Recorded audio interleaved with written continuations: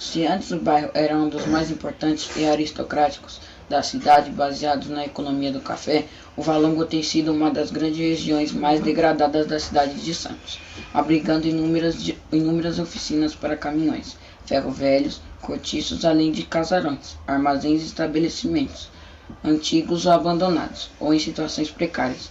Outro fator que provoca a degeneração do bairro é o intenso tráfego de caminhões, provenientes da Vila Anchieta, principal acesso à cidade e ao porto. Por volta de 2010, após conseguir revitalizar o centro de Santos, a Prefeitura Municipal anunciou maiores investimentos também para uma completa recuperação do bairro do Valongo, dentro do seu projeto Alegra Centro.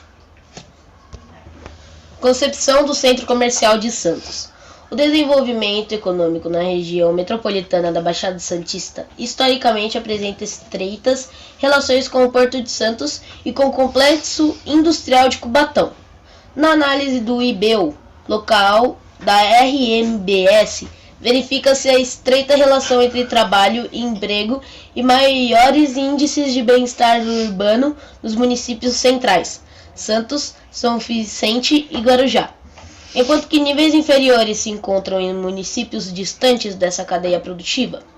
E mesmo Santos, cidade de maior crescimento econômico, apresenta índices inferiores que expõem a desigualdade social, presentes em ocupações e morros e aumento da população em situação de rua.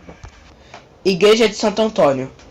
A basílica tem origem na pequena capela construída em meados de 1874 por Antônio Ferreira da Silva, então barão de Embare. Após sua morte, a capela ficou abandonada por 20 anos, quando então foi reconstruída e inaugurada em 1911. Em 1915, seria ampliada, transformando-se em igreja.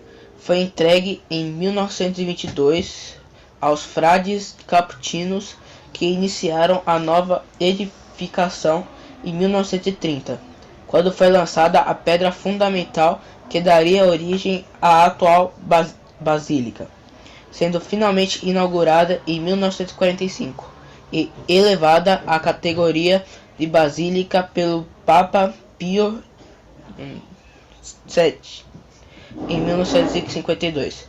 Preservada, a basílica espelha os anos de riqueza que a cidade possuía até meados do século XX, apresentando arcos ogivais, vitrais e rosáceas. As duas torres da fachada terminam com pináculos no tímpano sobre a entrada principal. Uma composição clássica mostra Santo Antônio recebendo o menino Jesus das mãos da Virgem. Curiosamente, a imagem de São Pedro, que deveria estar à direita de quem sai, por ser ele o apóstolo à direita de Cristo, vira-se à esquerda, então São Paulo fica à direita. Concepção do Centro Histórico de Santos. A Prefeitura de Santos tem um programa chamado Alegra Centro, que visa a revitalização da área central por meio do incentivo ao turismo e isenção de impostos.